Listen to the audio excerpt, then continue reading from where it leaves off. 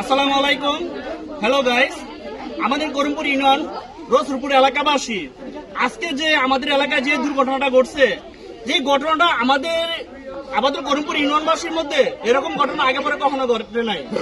কিন্তু বর্তমানে আজকে আমার এক বাস্তির ঘরে নাতনি, এই মেয়েটা কি করছে, 3 জন বাচ্চা থেকে ওই বাচ্চাটা তুলে নিয়ে সে আজকে পালিয়ে যেতে চলেছিল।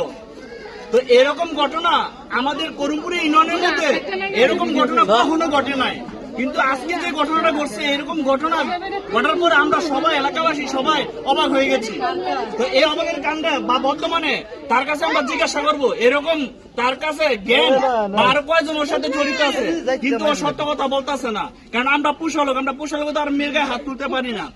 এখন বর্তমানে এই মেয়েটাকে আমরা কি করতে পারি, ভিডিওর মাধ্যমে আপনাদেরকে দেখানোর সুযোগ করে দিতেছি। আমাদের এলাকাবাসী সবাই ওরে চিনে রাখবেন, যেন ওর চেহারাটা আপনারা এরকম ভাবে চিনে রাখবেন। আপনাদের এলাকার বা বাড়ির আশেপাশে ওকে কখনো জায়গা দিবেন না, কখনো জায়গা দিবেন না। আর যে ঘটনাটা ঘটছে আজকে করে হাতে নাতে ধরা হয়েছে, কিন্তু ও এখনো স্বীকার হইতেছে না তার সাথে জ্ঞান কয়জন আছে, ওর সাথে লোক কয়জন আছে।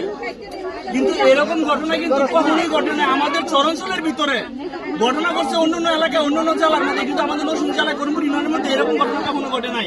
আজকে ঘটে গেল আমাদের চরাঞ্চলের মধ্যে। তো বর্তমানে আমরা জিজ্ঞাসা করবো, আর তার চেহারাটা আপনারা একটু ভালো করে খেয়াল রাখেন।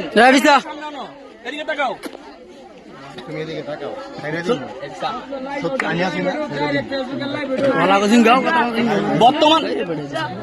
বর্তমানে তোমার লোকের কেটে কেটে আছে, হ্যাঁ হেসা কথা কয়ে লাও, নিজে বনিবে চলে তো মানুষ হেসা কথা কও, কেউ নাই।